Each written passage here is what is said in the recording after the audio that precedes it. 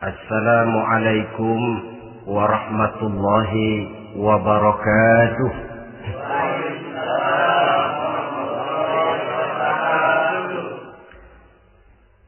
Alhamdulillahi rabbil alamin.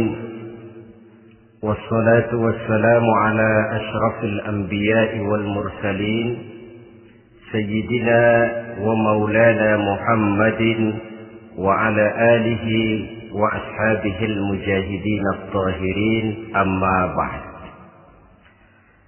Saudara hadirin kaum muslimin rahimakumullah. Dalam kehidupan sehari-hari kita selalu berhadapan dengan dua hal yang berlawanan, dengan dua hal yang kontroversial kata orang sekarang, yang kita diharuskan memilih satu di antara kedua hal itu.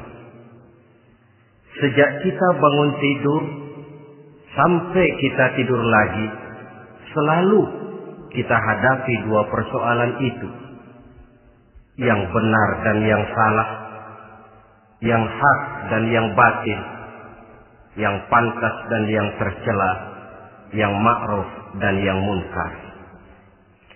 Persis seperti sebaik lagu yang lagi ngepop dan banyak dinyanyikan anak sekarang, madu di tangan kananmu katanya, racun di tangan kirimu. Tapi saya pikir-pikir, bagaimanapun kalau cuma sekedar madu di tangan kanan, racun di tangan kiri, adresnya jelas. Yang repot kalau kita sudah tidak tahu lagi mana yang madu, mana yang racun. Lebih celaka lagi di zaman sekarang, banyak racun mereknya madu. Kita terpedaya, kita terpesona, kita terpukau oleh racun yang bermerek madu ini. Kita minum dia, yang akibatnya rawan di dalam kehidupan kita. Sangat banyak racun-racun yang terpancang di sepanjang perjalanan hidup kita ini. Dan dua di antara racun kehidupan itu akan kita bicarakan pada pertemuan kali ini, yakni arak dan judi, minuman keras dan judi.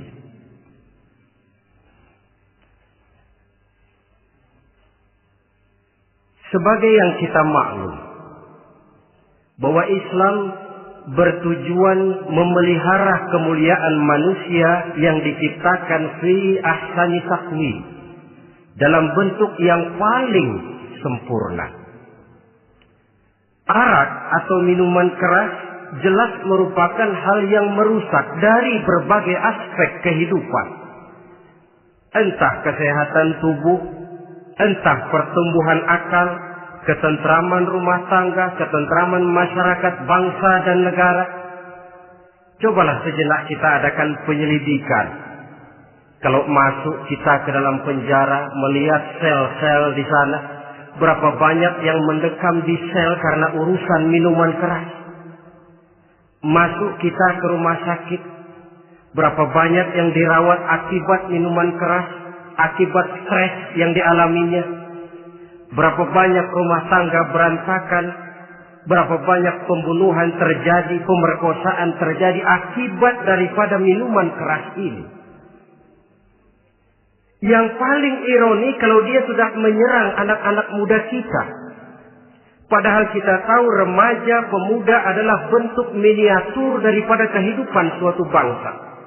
Akan bagaimana warna Indonesia 20, 30, 40 tahun yang akan datang, remaja dan pemuda kita jawabannya. Bahkan dari segi agama pun, akan bagaimana warna Islam di Indonesia 20, 30 tahun yang akan datang, remaja itu pula jawabannya. Karena itu, tidak terlalu berlebihan kalau saya berkata bahwa untuk menghancurkan Islam di Indonesia ini, tidak perlu menghancurkan pondok pesantren, tidak perlu menutup masjid, melarang pengajian, menyegel musola, tidak perlu.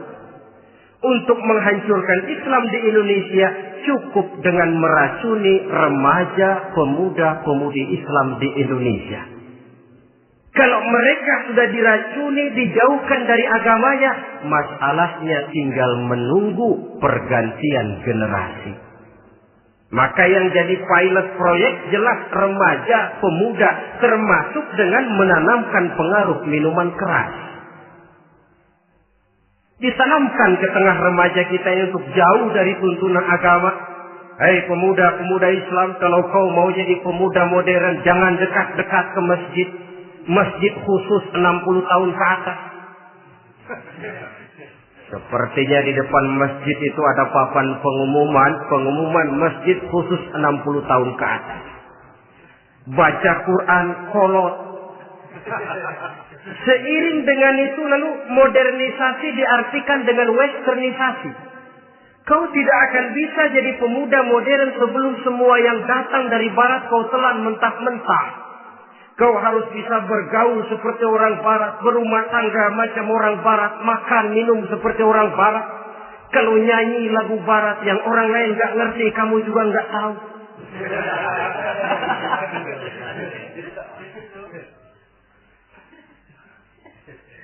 Anutlah itu free love yang pada gilirannya akan mengarah kepada free sex alias samenleven.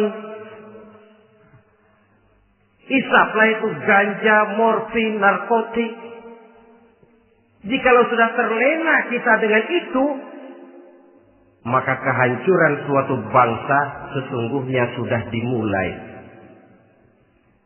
Penyakit minuman keras ini bukan cuma penyakit zaman ini. Masyarakat yang dihadapi oleh Rasulullah Sallallahu Alaihi Wasallam 14 abad yang lalu juga masyarakat yang kemaruk dengan minuman keras. Arab jahiliyah kalau sudah minum arak mabuk, tidak cuma minum, dia mandi pakai arak.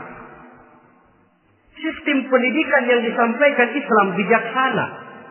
Mula-mula diberikan gambaran bahwa arak itu walaupun ada manfaatnya tapi ada bahayanya, dan bahayanya jauh lebih besar daripada manfaatnya. Tahap kedua diberikan pesan jangan mendekati sholat dalam keadaan mabuk. Padahal sholat 1 hari 1 malam 5 kali artinya makin jauh saja dia dari arak itu. Pada saat kondisi iman sudah memungkinkan barulah turun vonis bahwa arak itu najis, perbuatan setan, jauhi. Yang ironi yang saya katakan tadi, racun mereknya madu. Kadang-kadang kita dibuai dengan iklan yang tidak mendidik. Saya pernah lihat ada iklan misalnya, Anda ingin modern, majulah bersama minuman ini. Atau minuman ini lambang pergaulan dunia yang maju. Modern diukur dari minuman. Yang jadi korban akhirnya remaja dan pemuda-pemudi kita. Saya teringat satu analisa dari Rasulullah Sallallahu Alaihi Wasallam. Beliau bersabda, Inna min asratis sa'ah. Sesungguhnya di antara tanda-tanda kiamat. Apa kiamat itu?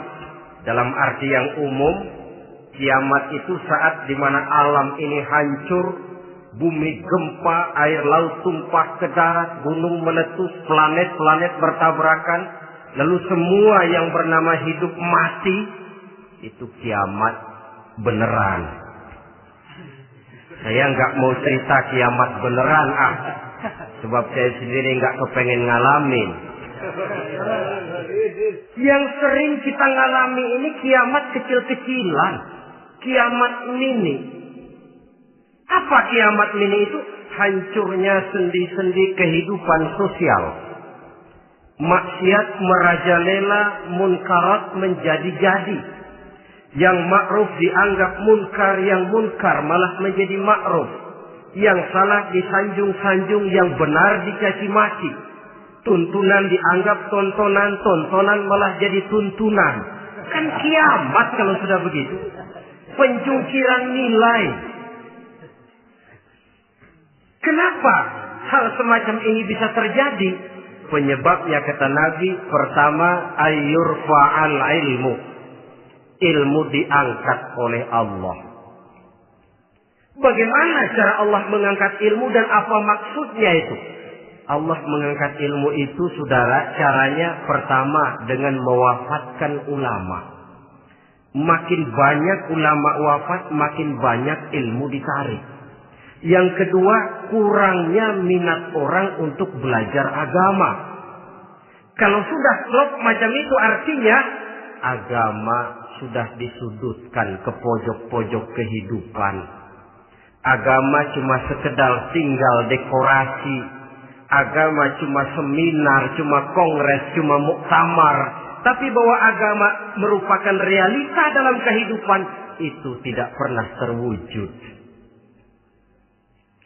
Kalau ulama sudah tiada, minat orang belajar agama berkurang, maka ajaran Allah tidak lagi didengungkan orang.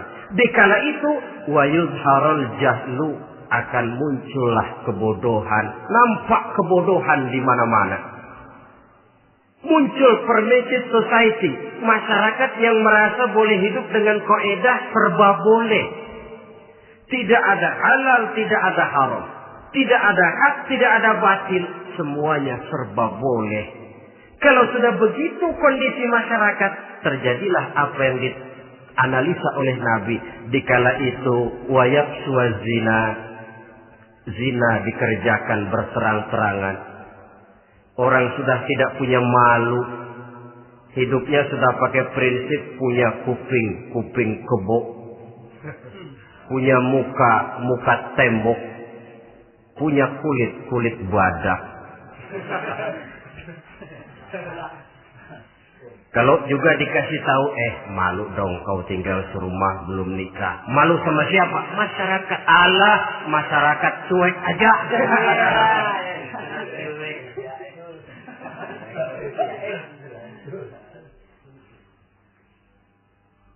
Bukankah realita kalau kita ikuti surat-surat kabar, berapa banyak sudah gadis-gadis bergelimpangan jadi korban?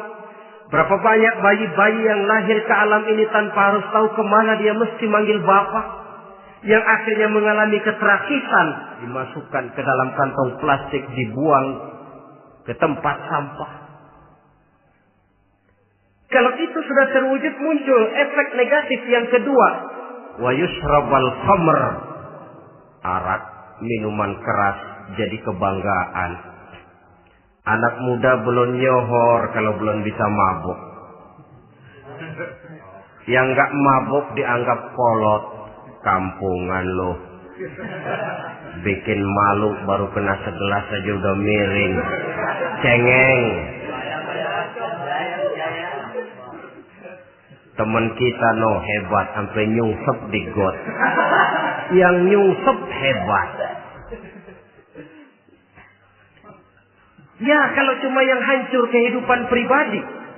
Tapi kalau sudah menyangkut masa depan, yang berarti masa depan suatu generasi adalah merupakan masa depan daripada suatu bangsa.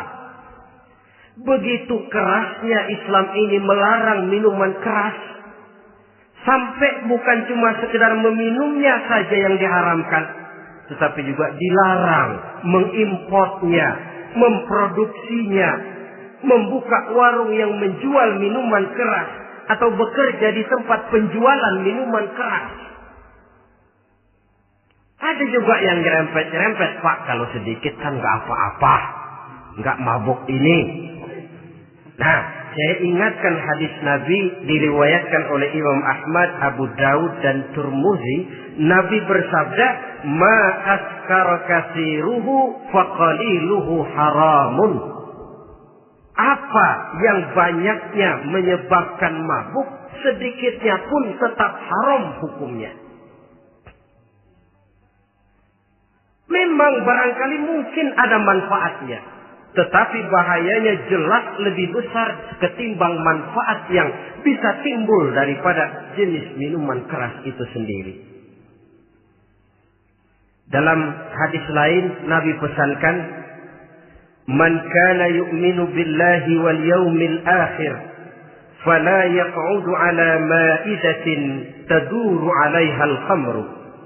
Siapa yang beriman kepada Allah dan beriman kepada hari akhirat, jangan dia duduk di dalam satu pertemuan yang di dalam pertemuan itu diedarkan minuman keras.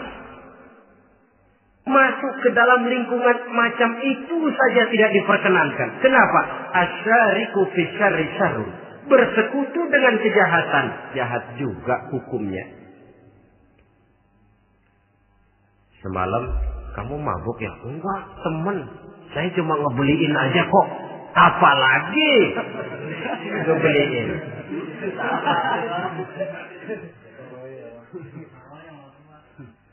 Sebab apa? Dalam keadaan mabuk, orang tidak lagi bisa berpikir secara logik.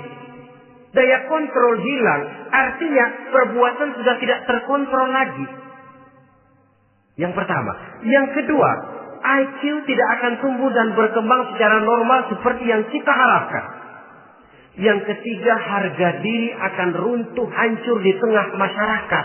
Bayangkan kalau tengah malam kita digotong orang diantar ke rumah kita. Dengan kondisi macam itu masih punya muka kita untuk tegak di tengah masyarakat. Masih punya harapan kita untuk tumbuh menjadi pemimpin. Sementara orang terkenang, ini kan yang kemarin malam gua gotong, dia lagi mabuk. Harga diri, kepribadian. Jangan lupa saudara, kita hidup di tengah masyarakat. Masyarakat itu punya hukum yang tidak tertulis, tapi lebih kuat dan lebih kejam daripada hukum tertulis. Orang bilang, sekali arang tercoreng di dahi, seumur hidup orang akan tetap ingat. Makanya Rasulullah dalam hadis memberikan tamsil untuk adik-adik remaja muslim ini, masalul mu'min kamasalin nahli. Perumpamaan orang yang beriman itu persis seperti tawon. Mentalitas orang mukmin persis tawon. Apa mentalitas tawon? Kalau kita ngaji bab tawon, kita renungi apa keistimewaan tawon. Saya lihat-lihat, ternyata tawon itu punya 4 keistimewaan. Pertama, tawon itu yang dihisap selalu saripati bunga. Bagus makanannya. Belum pernah tawon keliru makan. Saya belum pernah dengar kok ada tawon makan tahu.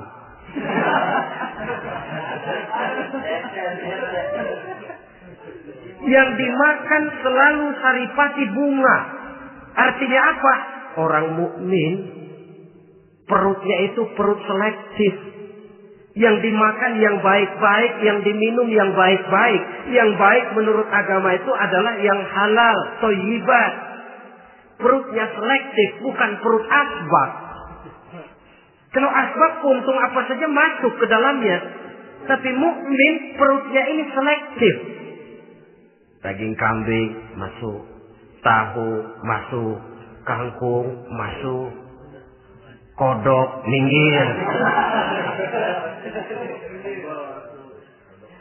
Air kelapa minum, kopi minum. Tapi kalau sudah berbau minuman keras, minggir. Sebab apa? Makanan dan minuman yang kita masukkan ke dalam perut besar ini akan digiling dalam perut besar, akan melahirkan energi, menggerakkan sel-sel pembuluh saraf. Kalau makanan dan minuman itu terdiri dari yang haram, energi yang ditimbulkan olehnya energi yang haram, mempengaruhi sel-sel pembuluh saraf. Orang akan cenderung berpikir yang haram kalau terlalu sering memakan makanan haram. Kalau sudah berpikir kepada yang haram, perbuatan pun akan mengarah kepada yang haram juga. Contoh kecil aja dah, ada nggak maling mikirin majelis taklim? Karena yang dimakan lebih banyak yang haram, yang dipikir paling-paling nanti malam rumah siapa lagi nih ya? Sudah mengarah ke sana.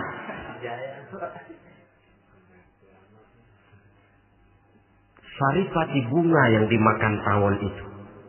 Lalu tawon yang kedua saya lihat yang dikeluarkan selalu madu. Artinya apa orang mukmin itu? Kalau dia berkata, perkataannya mengenakan orang. Kalau dia berbuat, perbuatannya membawa manfaat bagi orang. Kalau kakinya melangkah tentu ke tempat yang ada gunanya. Yang dikeluarkan madu, bukan racun. Indah tawon itu. Yang ketiga tawon saya lihat, kemanapun dia hinggap, tidak ada dahan patah. Artinya apa?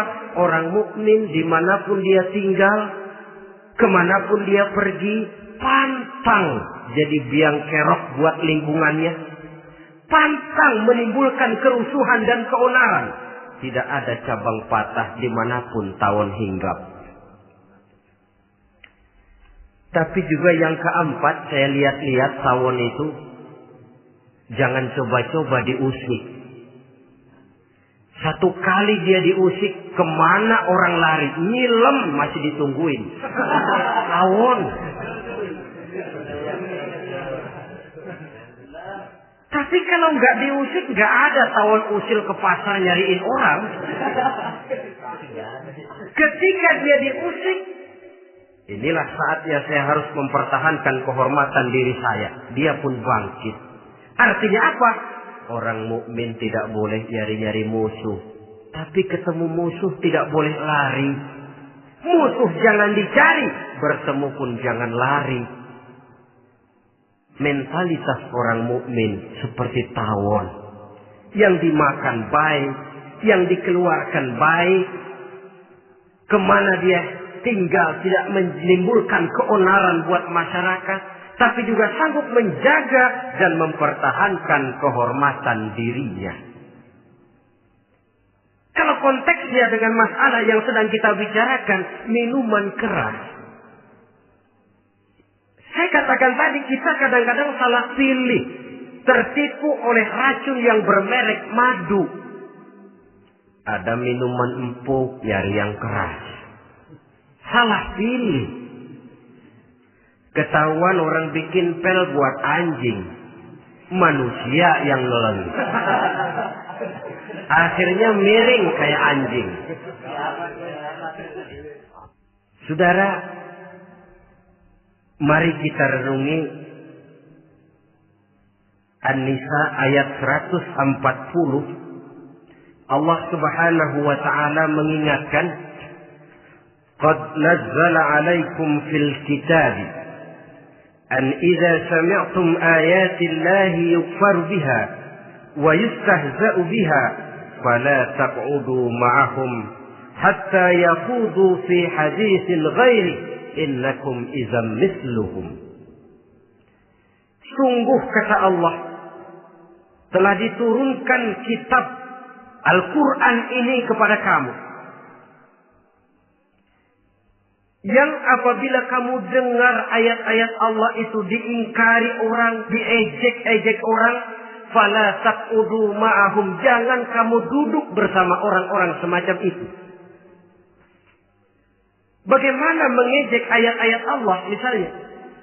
Tahu kalau minuman keras itu diharamkan, tapi masih minum juga, itu kan mengejek ayat namanya. Duduk di majelis semacam itu dilarang oleh Quran. Kenapa?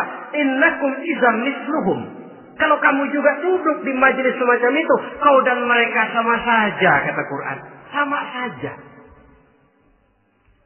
Tahu kalau minuman yang memabukkan itu diharamkan agama, tapi minumnya juga mengejek ayat Allah. Duduk di tengah kelompok mereka berarti ikut mengejek ayat Allah. Dekat saja pun jangan, entahlah lagi sampai meminumnya. Maaf, bukankah Allah menurunkan Al-Quran kepada manusia, kata Imam Al-Ghazali, persis, maaflah, seperti gubernur bikin surat kepada Pak Lurah. Dalam suratnya Pak Gubernur bilang, Pak Lurah, tolong carikan tanah di daerah Kebayoran untuk sekolah 6.000 meter.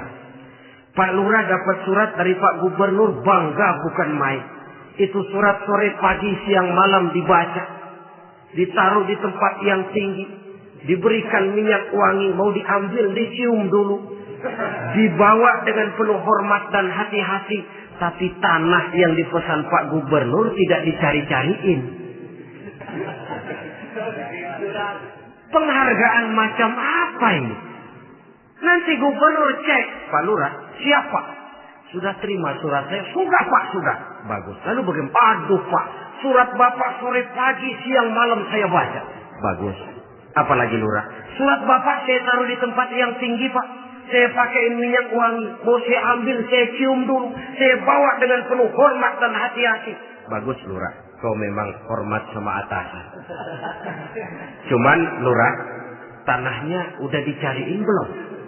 Nah yang itu belum tuh Pak. Belum. Kata Gubernur, bagus Lurah. Besok berhenti lo ya.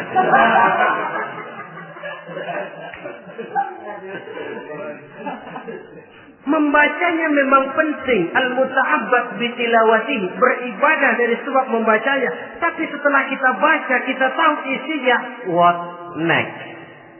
Mau apa kita dengan isinya itu? Jangan yang kita baca, kita injak-injak. Itulah ironinya. Bagaimana Quran itu mau membawa keberkahan dalam hidup ini. Kalau yang kita baca sering kita injak-injak. Dalam kehidupan kita baca ayat. Wa ahallallahu al-bai'a wa harrama riba. Allah halalkan jual beli, Allah haramkan riba, tapi renten ditelan terus.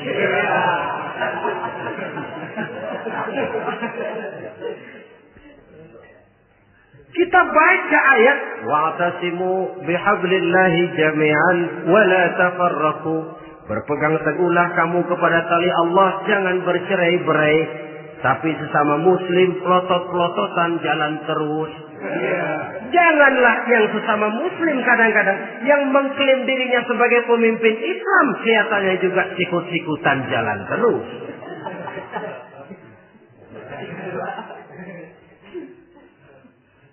Sehingga tidak heran kalau orang bilang di bawah ngamalin ayat kursi sudah sampai di atas ayat hilang, tinggal kursi saja yang diamalin. Ironi dan menyedihkan. Perjalanan panjang memang saatnya kita menunggal dengan Al-Quran ini. Tetapi prosesnya memang harus kita mulai dari sekarang. Perkara kapan proses ini selesai, itu bukan masalah kita. Tapi bahwa kita sudah memulai suatu proses, itulah yang diharapkan. Hadirin yang saya hormati,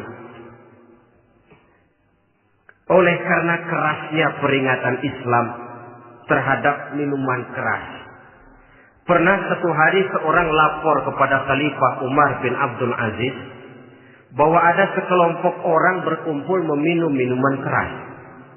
Kata Khalifah Umar bin Abdul Aziz, zera mereka, hukum, cepat. Ya Khalifah, kenapa? Di tengah mereka ada juga orang yang Ramadan biasa puasa. Begitu, iya, yang biasa puasa duluan hukum. Kenapa? Mengerti memang lebih besar resikonya daripada tidak mengerti. Kalau yang tidak mengerti dilatar belakangi oleh kebodohan, barangkali masih bisa ditolerir, masih bisa dimaklumi. Ini toh sudah tahu mau puasa, kenapa berkumpul di majelis yang ada minuman keras? Tapi memang kelompok ini kan memang selalu ada. Kita lihat dalam masyarakat itu kan ada 4 kelas. Pertama, ada orang yang tahu perintah dan tahu larangan. Ini the first class, kelompok terbaik. Perintah tahu dia kerjakan, larangan tahu dia jauhi. Ini orang terbaik. Yang kedua, ada orang tahu perintah tapi tidak tahu larangan. Perintah tahu, larangan tidak tahu. Sholat mau, puasa mau, zakat fitrah bayar, nyolong mau, mabuk ayo. Perintah tahu tapi larangan tidak tahu, akhirnya semua dikerjain. Barangkali yang rada bingung malaikat bagaimana nyatatnya ini, kotor absen. Gelas yang ada di hadapan saya ini, kalau semua diisi air putih macam ini, kan jelas bisa diminum orang. Kalau semua diisi bensin, jelas bisa diminum motor. Tapi kalau separuh diisi air putih, separuh diisi bensin, kacau. Kalau gelas yang ada di hadapan saya ini sepenuhnya diisi air putih, jelas bisa diminum orang. Kalau sepenuhnya diisi bensin, juga jelas bisa diminum motor. Yang repot kalau separuh diisi air putih, separuh diisi bensin. Kacau statusnya. Orang minum mabuk, motor minum pun mogok. Dijual juga tidak laku barang campuran. Inilah makna pernyataan Allah, wala talbisul haqqa bil batil. Jangan kamu campur adukan antara yang hak dan yang batil. Perintah dikerjakan, larangan pun dikerjakan juga. Kelompok ketiga, ada pula manusia yang tahu larangan tapi tidak tahu perintah. Larangan tahu tapi perintah tidak tahu. Jahat sama tetangga tidak. Mencuri tidak, mabuk tidak, zina tidak, sholat tidak, puasa tidak, polos. Semua serba tidak. Dan yang terakhir kelompok keempat, perintah tidak tahu, larangan pun tidak tahu. Ini masuk kelompok makhluk gratis. Misalnya kambing, ayam, kerbau, itu kan makhluk-makhluk yang memang perintah tidak tahu, pun larangan juga tidak tahu. Nah, dalam hubungannya dengan ini, saya mengajak, marilah kita berusaha sekuat mungkin menjauhkan diri dari minuman keras yang jelas bahayanya dengan hidup tidak jauh dari bimbingan agama. Hadirin kaum muslimin rahimakumullah. Kawan seiring dan sejalan dari minuman keras, judi namanya. Saudara kembar barangkali. Yang satu sering menimbulkan yang lain, tetapi bukan tak jarang keduanya berjalan berdampingan. Posisi judi dan arak ini dalam Quran sama bahayanya. Apa sebab? Mentalitas judi adalah mentalitas sirkel, lingkaran setan. Artinya, yang menang biasanya ketagihan, yang kalah biasanya penasaran. Ini yang menyebabkan orang tidak mau berhenti. Kalau dia menang, dia ingin mencoba untuk menang dalam jumlah yang jauh lebih besar lagi. Kalau dia kalah, dia penasaran kenapa hari ini kalah. Barangkali sial, besok malam saya tebus. Mental semacam ini memang sulit untuk berhenti. Kenapa judi diharamkan dalam Islam? Pertama, seorang muslim di dalam berusaha mencari harta, dia harus mengikuti sunnatullah. Kata kita orang muslim, hukum alam kata orang sekarang, natural of law bahasa kerennya. Berusaha menurut hukum kausal, memasuki rumah dari pintunya, menunggu suatu akibat dari sebab yang kita lakukan. Bahwa kalau begini mesti begitu. Karena kita memang terikat oleh permainan yang disebut hukum alam ini. Hidup bukan undian, jangan mengharap untung besar tanpa mau peras keringat. Satu pagi Khalifah Umar bin Khattab radhiyallahu an masuk ke masjid. Beliau lihat ada orang sedang berdoa khusyuk betul. Ditunggunya 2 menit, 3 menit, sampai 10 menit lebih belum juga selesai. Agak lama orang itu berdoa. Selesai berdoa, dihampiri orang itu oleh Sayyidina Umar. Beliau tanya, saudara, lagi apa tadi itu? Berdoa ya Khalifah. Minta kepada Allah? Tentu minta kepada Allah. Minta apa kan? Minta rezeki. Sudah lama? Dari tadi habis sembahyang subuh. Dapat? Belum. Ya memang kata Sayyidina Umar, inna sama la tumtiru zahaban wala fiddatan. Langit itu tidak mungkin akan menghujankan emas, tidak mungkin pula menghujankan perak. Jadi orang dilarang duduk bermalas-malas menunggu keajaiban yang datang dari langit. Karena memang hidup ini bukan undian. Jadi jangan mengharap untung besar tanpa mau peras keringat. Di dalam berusaha kita terikat oleh sunnatullah. Kalau begini sebab penyebabnya, akan begini akibat yang ditimbulkannya. Yang kedua, Islam menjadikan harta manusia itu sebagai benda berharga yang dilindungi. Mengambilnya dengan judi termasuk memakan harta orang lain dengan cara yang batil. Yang ketiga, judi itu sendiri dapat menimbulkan permusuhan dan pertentangan antara para pemain itu sendiri. Meskipun kelihatannya kompak duduk dalam satu meja yang saling berhadap-hadapan, yang kalah kelihatannya pasrah, tetapi kan itu cuma kulit permukaan. Batinnya bagaimanapun juga yang kalah itu tetap mendendam. Sedangkan yang kalah di samping mendendam juga mengomel, mencaci mungkin ya lawan bermainnya, ya mungkin juga dirinya sendiri. Dan yang keempat, judi itu merusak aktivitas hidup, membuat orang membuang waktu dengan tidak terasa, dan yang pada gilirannya melupakan orang kepada tanggung jawab. Wah, kalau sudah memegang kartu, konon kabarnya, saya sendiri alhamdulillah belum pernah, lupalah orang anak, lupalah orang kepada istri, lupalah orang kepada tanggung jawab. Waktu pun berlalu tanpa terasa. Apalagi kalau sudah diiming-iming oleh gambaran akan memperoleh keuntungan yang besar. Termasuk di dalam judi itu undian, apapun namanya. Yang usaha ke arah ini seharusnya tidak dipermudah, walaupun dengan embel-embel dana kemanusiaan, sumbangan sosial.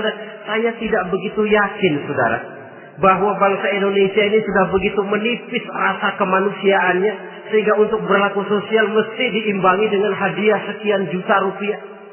Saya tidak percaya bahwa umat Islam di Indonesia sudah begitu tipis rasa kasih sayangnya kepada sesama, sehingga sulit mengeluarkan bantuan kalau tidak diimbangi dengan hadiah yang sekian puluh juta rupiah. Yang saya khawatir apa? Pada gilirannya di negeri ini akan makin banyak penghayal-penghayal kelas berat, tukang-tukang lamun kelas tinggi, yang hidup cuma ngumpulin jikalau. Jikalau, andai kata, umpama misalnya, orang sudah kemana-mana kita masih menghitung jikalau.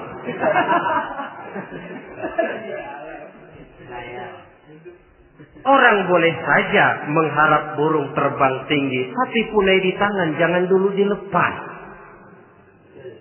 Artinya, idealisme silahkan terbang setinggi langit, tapi kaki harus tetap berpijak di alam realita. Bahwa memang lebih baik makan singkong dalam kenyataan daripada makan roti tapi ngimpi.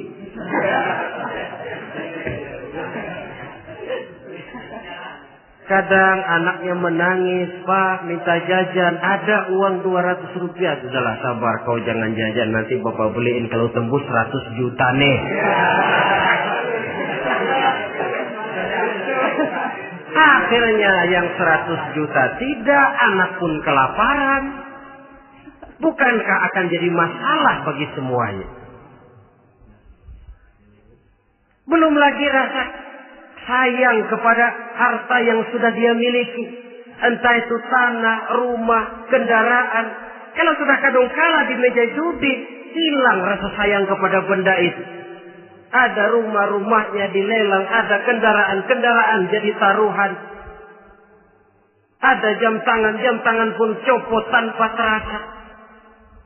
Maka berapa banyak rumah tangga berantakan, istri minta cerai, orang jadi nekat merampok. Orang jadi nekat mencuri, korupsi kalau dia pejabat. Akibat apa ini?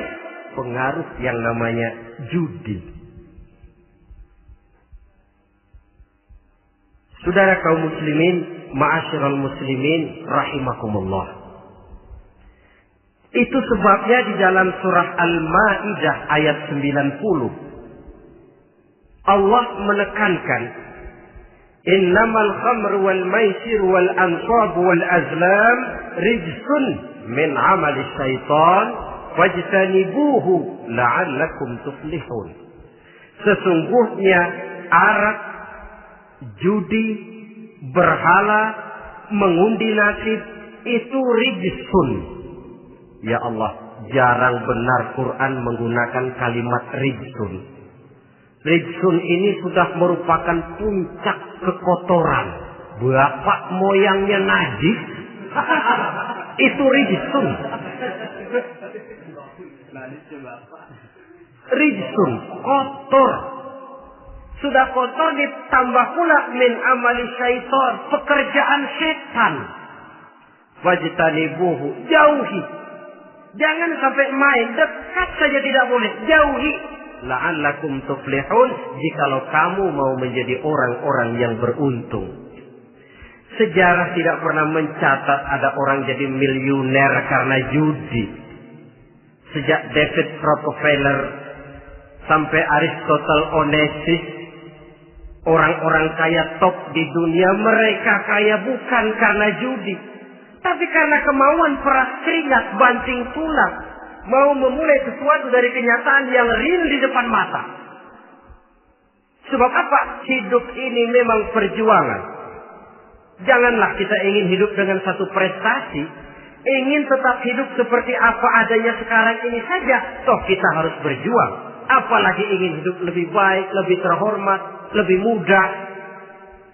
Hidup perjuangan. Perjuangan berarti pengorbanan. Berani hidup artinya berani berjuang. Berani berjuang maksudnya rela berkorban. Takut berkorban, jangan berjuang. Tidak mau berjuang, berhenti hidup.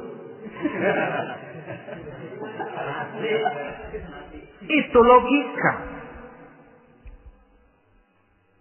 Dan bagaimanapun saya yakin lebih baik berkorban daripada menjadi korban. Kalau sekarang kita berkorban, peras keringat, banting tulang, berusaha secara sunnatullah untuk menghidupi anak, istri, keluarga, pada satu saat kita tidak akan menjadi korban kebrutalan anak-anak kita sendiri. Kalau mereka dibesarkan dan tumbuh berkembang oleh hasil yang diperoleh dari meja judi. Ayat 91 Al-Maidah ini lebih memperkuat lagi. Kalau itu arak, judi, berhala, mengundi nasib adalah perbuatan setan, sebenarnya setan mau apa sih? Ayat 91 menegaskan, innama yuridu syaitanu ayyuqi'a bainakumul adawata wal baghdha'a fil khamri wal maisir. Yang dimaui setan itu tidak lain supaya dengan arak dan dengan judi timbul rasa permusuhan, sikap memusuhi, saling marah di antara kamu. Coba, biasanya dalam meja judi sudah loyo, waktu juga sudah berlarut-larut. Yang menang mau berhenti, apa yang kata yang kalah? Berhenti dah, gue wacok loh. Enak bener, gue lagi kalah, lu berhenti. Coba, kira-kira kapan akan selesai permainan? Akan timbul permusuhan, akan timbul rasa dendam, kesumat yang ditanamkan oleh setan. Karena memang baik arak, baik judi, baik berhala, baik mengundi nasib, itu semua permainan-permainan setan yang diberikan kepada kita untuk kita ikut andil bermain di dalamnya. Tatkala kita ikut terkena jerat setan, tertawalah mereka. Kenapa? Oh, makin banyak teman saya di neraka. Maaf, setan itu kan sudah tahu vonisnya. Ketika dulu di dengkotnya yang namanya iblis terusir dari surga, itu bikin semacam perjanjian dengan Allah. Tuhan, kenapa ini? Gara-gara Adam saya terusir dari surga. Maka sejak saat ini Adam dan seluruh keturunannya adalah musuh bebuyutan saya. Saya akan gelincirkan mereka dari jalan. Silahkan iblis, goda mereka. Tapi kau tidak akan mungkin bisa menggoda mereka kalau hamba-hambaku itu menjadi hamba yang ikhlas. Hanya hambaku yang ikhlas yang tidak mungkin kamu goda. Yang lain barangkali bisa. Sejak saat itulah iblis memproklamirkan permusuhan. Dan dia sudah tahu betul vonisnya neraka. Tugas dia sekarang bagaimana mengumpulkan teman sebanyak-banyaknya ke dalam neraka. Hamba Allah saja yang tidak tergelincir kepada minuman keras dan judi. Hamba Allah yang ikhlas itu bagaimana? Yang ikhlas menjadi hamba Allah. Dalam arti kata dan perbuatannya memang mencerminkan bahwa dia hamba Allah. Maaf. Di zaman sekarang ini kan banyak orang cuma berkata, saya hamba Allah, mulutnya. Tapi perbuatannya membuktikan dia hamba setan, hamba dunia, hamba harta, budak jabatan, budak nafsu. Tidak sesuai antara ucapan dan perbuatan. Sebab itu kata-kata hamba Allah kalau keluar dari mulut manusia itu murah. Soalnya ngaku siapapun bisa. Tapi diakui atau tidak, ini yang kita belum tahu. Ada juga orang berdalih, saya kan masang kalau dapat nanti mau nyumbang masjid. Barangkali aja kalau nyumbang masjid disoriin dikit sama Tuhan.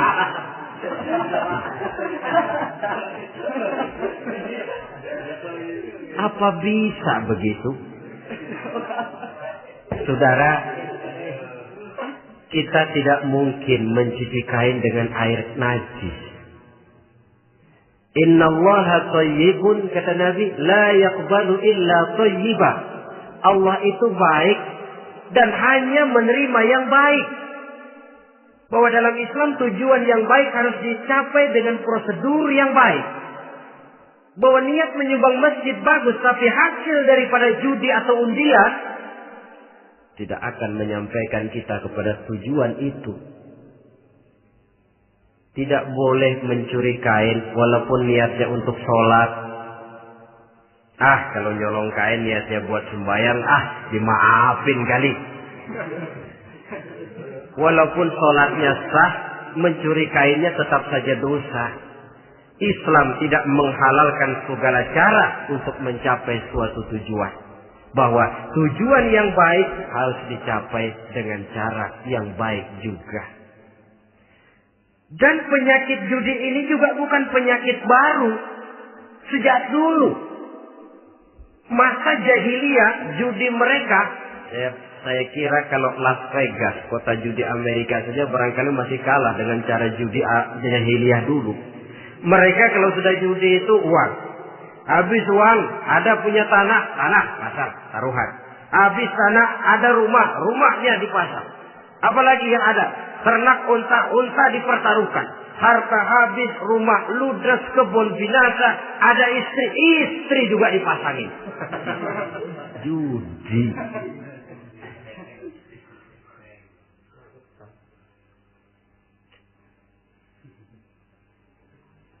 Kita sebagai muslim oleh Al-Quran dijelaskan orang yang mempunyai dua tujuan hidup.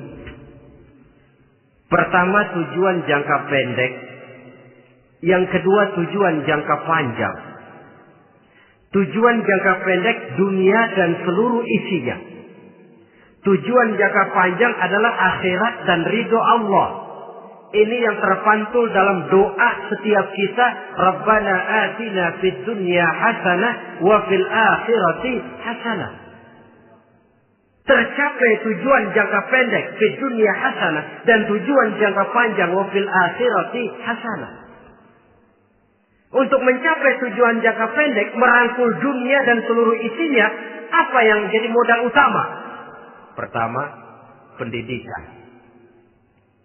Makin tinggi jenjang karier pendidikan yang kita tempuh, rasa-rasanya makin mudah menjangkau dunia dan isinya.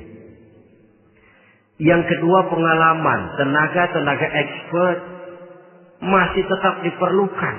Makin banyak pengalaman, makin mudah menjangkau dunia.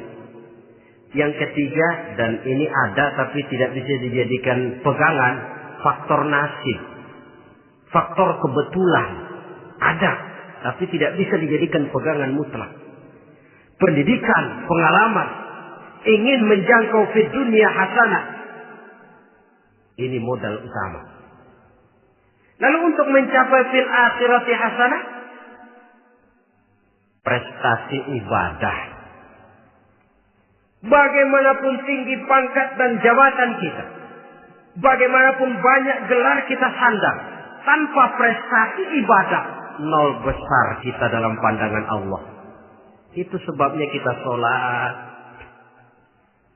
Jadi tidak beralasan kalau orang ditanya, kenapa sih kamu nggak sholat? Tetangga saya sholat melarat terus. Memang sholat itu bukan untuk mencari uang kok.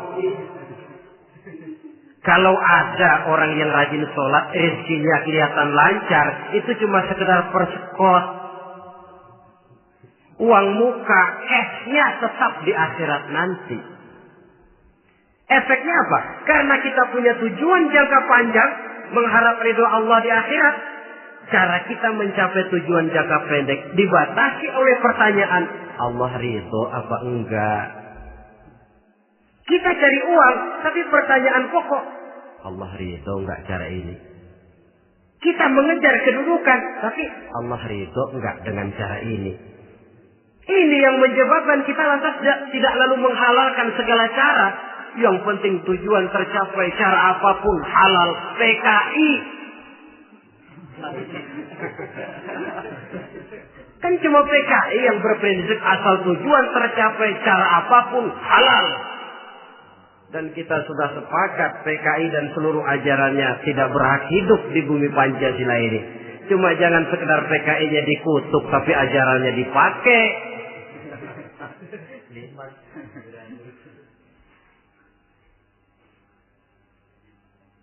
Nah, untuk mencapai dua tujuan ini, Islam mengajarkan sistem keseimbangan. Sehingga Nabi sabdakan, "I'mal li dunyaka ka'annaka ta'ishu abada, wa'mal li akhiratika ka'annaka tamutu ghada." Bekerjalah buat duniamu seolah-olah kau akan hidup untuk selamanya, tetapi bekerjalah untuk akhiratmu seolah-olah kau akan mati besok. Jadi kalau kita sudah sholat menghadap Allah, usolli fardhu maghrib, Allahu Akbar, ingat seolah-olah kita akan mati besok supaya timbul khusyuknya. Tapi kalau kita sudah bekerja, kuliah, bekerja, belajar di tempat tugas, ingat seolah-olah kita akan hidup selamanya supaya timbul gairah kerja. Jangan dibalik. Di kantor ingat mati, lemas terus. Ngapain kerja sungguh-sungguh bakalan mati. Lagi sholat ingat Duta Merlin, Altiron Plaza. Ya kacau. Salah pasang, tidak pada tempatnya. Untuk mencapai di dunia hasanah ini, Islam mengajarkan tempuh jalur yang mengikuti sunnatullah. Itu yang dihargai oleh agama. Terikat oleh hukum kausal bahwa kalau ini yang saya usahakan hasilnya akan begini. Perkara nanti hasil tidak seperti yang kita harapkan, baik sangkalah kita kepada Allah. Sebab kita tidak tahu rahasia apa di belakang itu. Kadang orang mengeluh, habis saya rajin sholat tapi rezeki seret, berhenti aja dah. Kita tidak tahu rahasia di belakang itu. Pernah hadirin, satu hari seorang petani, dia selesai bekerja di ladang, istirahat. Dia tidur di bawah sebuah pohon beringin. Di sebelah pohon beringin itu ada pohon labu. Dia berpikir, kalau saya lihat-lihat Tuhan nggak adil katanya. Masa pohon beringin pohonnya besar, buahnya kecil. Pohon labu pohonnya kecil, buahnya gede. Tuhan bukan arsitek ulung ini.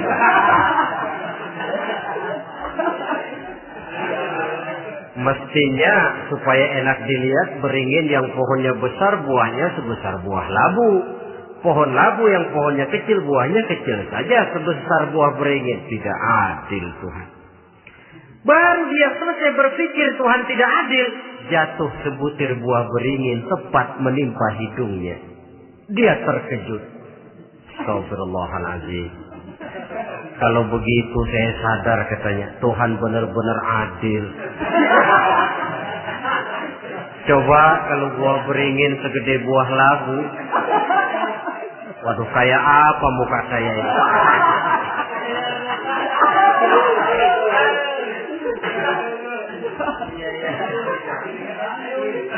Baru terbuka pandangan matanya setelah berhadapan dengan kenyataan. Baru keluar respek. Allah benar-benar adil. Padahal semenit yang lalu dia masih berkata, Tuhan bukan arsitek ulu. Tapi semenit kemudian setelah berhadapan dengan kenyataan yang real dia hadapi, Allah benar-benar adil.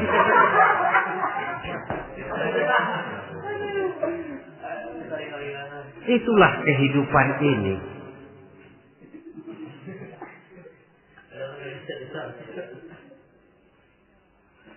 Saudara hadirin yang saya hormati, karena itu baik arak, baik judi, dua-duanya merupakan bahaya laten yang tidak hanya mengancam kehidupan agama, tetapi juga masyarakat, bangsa dan negara, apalagi kalau sudah jatuh kepada generasi penerus. Dan yang bagaimanapun juga saya berpikir sebenarnya remaja, pemuda, pemudi kita cuma korban dari suatu sistem. Sebab ini merupakan tanggung jawab bersama. Ulama, mubalik macam saya paling wewenangnya cuma ngomong. Yang punya SK untuk memberhentikan pabrik minuman keras itu kan Menteri Perindustrian. Tangan-tangan eksekutif. Sehingga kalau Nabi katakan, Man ra'a minkum munkaran falyughayyir biyadihi wa illam yastati' fa bilisanih wa illam yastati' fa biqalbihi. Apabila salah seorang kamu melihat suatu kemunkaran, termasuk minuman keras dan judi di dalamnya, rubah itu. Dengan cara apa? Kalau kau mampu dengan tangan, artinya power, kekuatan. Kalau dengan tangan tidak mampu, ini orang kalau gue pukul gue yang melintir nih. Umpamanya, fabilisani, dengan lidah ngomong. Mas, saya senang sampean tinggal di sini, kampung kami tambah warga, tapi tolonglah jangan bawa pengaruh yang tidak baik. Kalau ternyata bicara pun tidak berani, fabiqalbi, cukup dalam hati, sekurang-kurangnya tidak ikut membenci kemungkaran dalam hati, itulah kadar iman yang paling lemah. Ini secara umum. Tapi kalau hadis ini kita mau adakan semacam, katakan description of job, bahasa kerennya, kita adakan pembagian tugas. Siapa yang harus merombak kemungkaran dengan power? Penguasa, pemerintah, sebab dia punya aparat. Siapa yang merombak kemungkaran dengan lidah? Ulama, kiai, mubalik, ngomong. Siapa yang hanya merubah kemungkaran dalam hati? Kita umumnya rakyat lemah ini. Yang mau ngomong gak berani, tapi hati pegel. Nah, kalau sudah ada pembagian tugas semacam itu, insya Allah masing-masing akan berjalan pada relnya, dan pada akhirnya selamatlah kita, bangsa Indonesia, umat Islam pada khususnya, dari bahaya, baik bahaya minuman keras maupun bahaya judi. Menyelamatkan bangsa dan yang lebih lagi menyelamatkan masa depan kita. Sekianlah saudara pertemuan kita pada saat ini. Mudah-mudahan ada manfaatnya. Terima kasih atas segala perhatian. Mohon maaf atas segala kekurangan. Usikum wa nafsi bitaqwallah. Wassalamualaikum warahmatullahi wabarakatuh.